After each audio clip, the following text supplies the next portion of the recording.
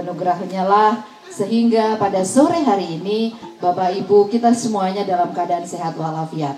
Dan tentunya kebersamaan kita pada hari ini terkait dengan satu program yang sangat luar biasa yang tentu sudah dilaksanakan oleh anggota DPRD Provinsi Bali. Tepuk tangan dulu buat Bapak Nyoman Wirya. Kemudian juga seiring itu pula kita akan segera menyongsong pelaksanaan Pilkada 2020 pada tanggal 9 Desember nanti, sehingga hadir pula di tengah-tengah kita. Tepuk tangan dulu untuk Panji Budi, calon Bupati kita Anak Agung Ngurah Panji Astike, dan juga bersama calon Wakil Bupati kita Bapak Idewa Nyoman Budiase beserta Ibu. Tepuk tangan sekali lagi. Dan sekaligus juga hadir ketua relawan Panji Budi Turapuja juga hadir di sini, dan hadir juga para relawan serta para kordes juga hadir pada hari ini. Bapak Ibu yang berbahagia, dalam hitungan waktu hanya tinggal mungkin beberapa hari ke depan, 19 hari ke depan, perhelatan ini akan segera kita laksanakan, dan semangat untuk kita semua. Untuk siapa? Panji Budi. Tepuk tangan sekali lagi untuk Panji Budi. Iya, hari ini juga bertepatan dengan jadwal kita kampanye di barat di zona kita. Jadi seiring itu semua aturan kita laksanakan. Terima kasih kepada tim keamanan dari KPU, Bawaslu, dan semua instansi yang terkait sehingga kita dapat melaksanakan ini sesuai dengan prosedur yang harus kita laksanakan. Kita boleh yel-yel dulu nggak ya? Boleh ya? Ya, soalnya dari tadi saya lihat apa bengong di bawah pohon atau karena metik buah mangga, nanti saya nggak tahu ya. Oke, saya hadap ke sini dulu, ya. Panji Budi? Panji Budi?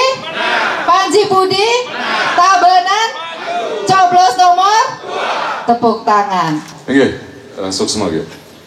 Jadi tadi sudah disampaikan tentang apa jawaban dari pertanyaan tadi. Investasi yang paling penting. Jadi investasi dampaknya akan sangat luas, baik ke perekonomian, ke tenaga kerja, dan sebagainya. Karena kalau kita lihat lapangan pekerjaan itu sebenarnya dalam undang-undang atau peraturan pemerintah itu menjadi salah satu kewajiban pemerintah.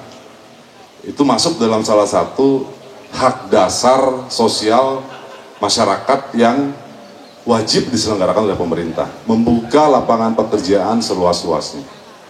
Tadi sudah masalah pertanian, jadi kita berencana membangun Tabanan ini dari desa. Jadi membangun Tabanan dari desa. Kalau kita bedah desa itu, Kabupaten Tabanan, itu kita bagi 3 bagian. Tabanan sisi timur, Tabanan tengah, Tabanan barat.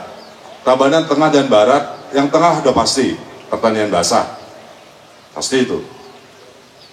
Tabanan barat itu pertanian kering atau perkebunan.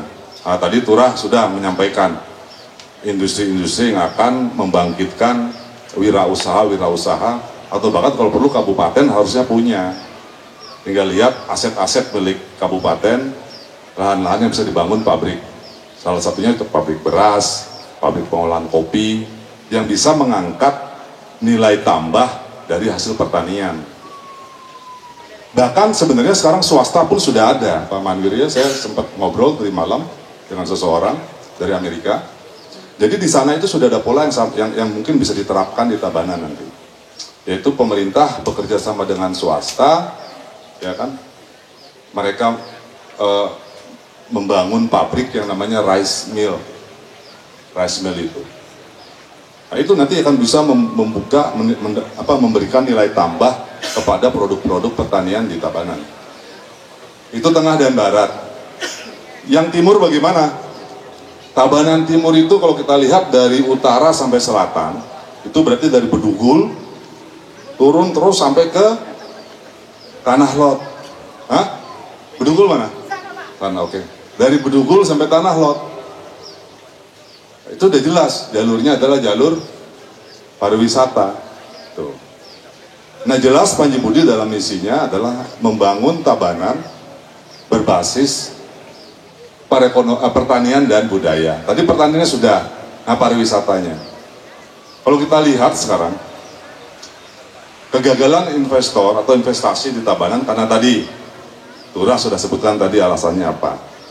Dan kita akan membuka keran-keran investasi setelah kita dilantik. Setelah kita dilantik nanti kita akan buka semua dengan hanya 2 persyaratan tadi. Penggunaan tenaga kerja maksimal orang Tabanan, dan yang kedua adalah segala kebutuhan dari usaha tersebut wajib menggunakan produk-produk lokal Tabanan. Maksimalnya itu, kecuali mereka tidak bisa dapatkan di Tabanan. Nah, di sini pariwisata. Pariwisata pun sudah selayaknya, sudah seharusnya dengan mempertahankan tekstur lahan yang ada. Sekarang sudah terbentuk sebenarnya. Kalau kita lihat Tabanan sisi timur, eko-wisata, agrowisata sudah mulai dibuka. Yang belum adalah akomodasi, kan begitu ya? Akomodasi, karena lagi-lagi investor terbentur kepada unprocedural Islam, gitu ya istilahnya. Nah, bayangkan memang sangat naif sekali kalau kita bicara Tabanan. Saya juga bingung sebenarnya apa salah Tabanan itu apa. Itu salahnya anak-anak kita tuh apa sampai nyari kerjaan aja susah. Hanya untuk menjadi tukang pel harus ke Kute. Hanya untuk menjadi tukang cuci piring itu harus ke Nusa Dua. Bahkan ada yang sampai ke Ubud. Hanya untuk jadi driver itu harus keluar dari Tabanan setiap hari. Apa salahnya anak-anak kita? Angkatan kerja Tabanan cukup luar biasa, di atas 50% dari jumlah penduduk populasi yang ada di Tabanan itu adalah angkatan kerja. Sekian puluh tahun tidak pernah terfikirkan, tidak pernah diurus gitu, tidak pernah dipersiapkan gitu. Itu yang terjadi di Tabanan. Ya, kalau kita lihat sekarang, anggap kita menelusuri garis laut Bali mulai dari Nusa Dua. Mulai dari Nusa Dua kita lihat Nusa Dua, Jimbaran, Tuban, Kute, mana lagi? Legian, Seminyak, Canggu. Apa yang kita lihat di sana? Di pesisir pantai itu. Hotel, ya, resort ada di sana, semua bisnis ada di sana. Yang kita lihat adalah sebuah pergerakan ekonomi yang masif di pesisir pantai selatan Bali itu. Tapi sampai di Canggu itu stop. Mulai dari Tanah Lot sampai ke Soke, 33 km garis pantainya Tabanan, tidak terjadi apa-apa, betul ya? Tidak terjadi apa-apa. Maka kita berharap besok pemandangan, ya, perputaran ekonomi, ya, yang begitu masif di pesisir pantai selatan itu pun harus terjadi di Tabanan, di sepanjang 33 km garis pantai yang dimiliki oleh Tabanan. Saya yakin saya tidak perlu 10 tahun untuk menjadi wakil bupati. Ya, tidak perlu waktu 10 tahun untuk menjadi wakil bupati untuk membereskan semua permasalahan yang ada di Tabanan. 1 periode mungkin kurang. Kita akan bereskan semua permasalahan yang ada. Yang tertera di 15 program unggulan yang kita catat. Itu komitmen kami. Semakin transparan pemerintahan, semakin jujur pemerintahan, semakin profesional bupati dan wakil bupatinya, saya yakin dalam 3 tahun saja 80% permasalahan di Tabanan ini akan terpecahkan. Itu komitmen Panji Budi. Boleh ya Pak Bupati? Soalnya matanya melotot tadi. Jadi boleh katanya. Jadi itu komitmen kami 80%.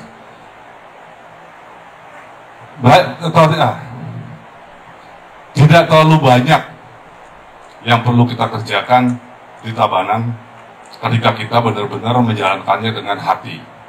Jadi Tabanan tidak memerlukan orang yang terlalu pintar untuk memimpin. Tabanan tidak memerlukan orang yang kaya banget untuk memimpin Tabanan. Tapi Tabanan membutuhkan pemimpin, bupati dan wakil bupati yang memiliki hati, yang siap ngayah mengabdi untuk masyarakat di Tabanan. Jadi kami hadir Panji Budi dari rakyat rakyat yang kecewa, rakyat yang gelisah, rakyat yang dibodoh-bodohi selama ini, rakyat yang terintimidasi selama ini. Kami muncul mewakili suara rakyat, mewakili koalisi rakyat. Maka pada hari ini, di kesempatan yang sangat berbahagia ini, kami mohon pada Semeton Sami, kawal kemenangan Panji Budi di 9 Desember tahun 2020 ini.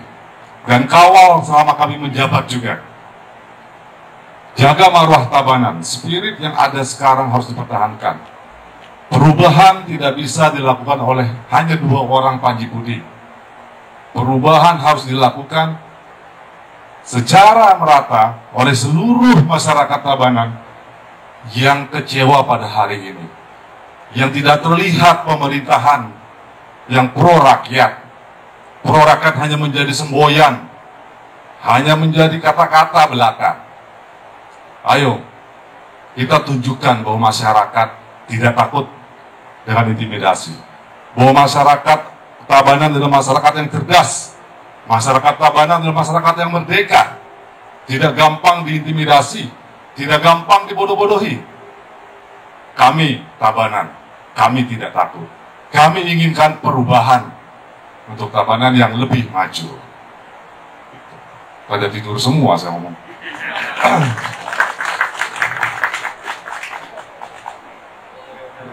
Terlena semua. Nah, jadi sekali lagi, Panji Budi hadir di Tabanan sebagai putra daerah.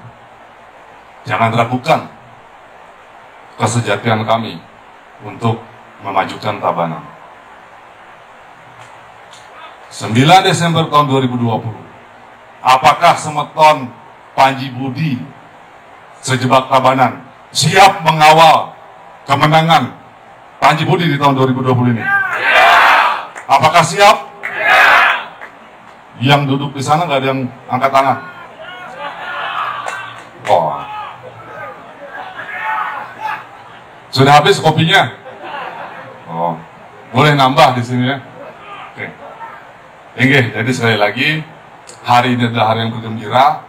Ayo kita rayakan kegembiraan bahwa politik pada hari ini adalah milik rakyat. Bahwa politik bergembira adalah politik di era milenial, di era modern. Tidak ada lagi politik-politik yang menakutkan. Sejatinya partai politik adalah sebuah instrumen yang positif untuk membentuk sebuah negara, untuk membangun negara. Semua partai politik memiliki ideologi yang sama. Apa ideologinya? Pancasila, yang memiliki tujuan yang sama, yaitu sila kelima dalam Pancasila. Keadilan sosial bagi seluruh rakyat Indonesia. Maka marilah kita rayakan pesta demokrasi ini di tahun 2020 ini sebagai pesta milik masyarakat. Pesta demokratis, pesta demokrasi yang positif, pesta demokrasi yang gembira, pesta demokrasi yang benar-benar memenangkan hati masyarakat. Sekali lagi, atas nama Paslon, kami mohon doa restu, dukungan dan tentunya pilihannya di tahun 2020 ini. Bangunkan tetangga-tetangga kita, masyarakat yang masih tertidur, yang masih buta warna, melekkan mereka bahwa tahun 2020 ini akan terjadi perubahan di Tabanan untuk Tabanan yang lebih maju. Dengungkan perubahan di seantero Tabanan, bahwa kali ini masyarakat yang memenangkan pilkada, bahwa hari ini kekuasaan kembali ke tangan masyarakat, bahwa kali ini masyarakat Tabanan jauh lebih cerdas dari sebelumnya, bahwa kali ini masyarakat Tabanan jauh lebih pintar, lebih terbuka. Maka bangkitkan semangat perubahan di seluruh Tabanan. Jangan diam, jangan salah, jangan egois. Mari kita pikirkan nasib dan masa depan anak dan cucu kita ke depan.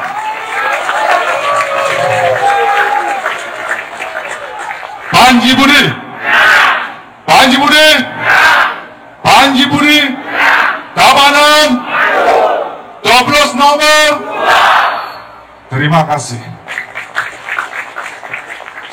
Om Santi, Santi, Santi Om.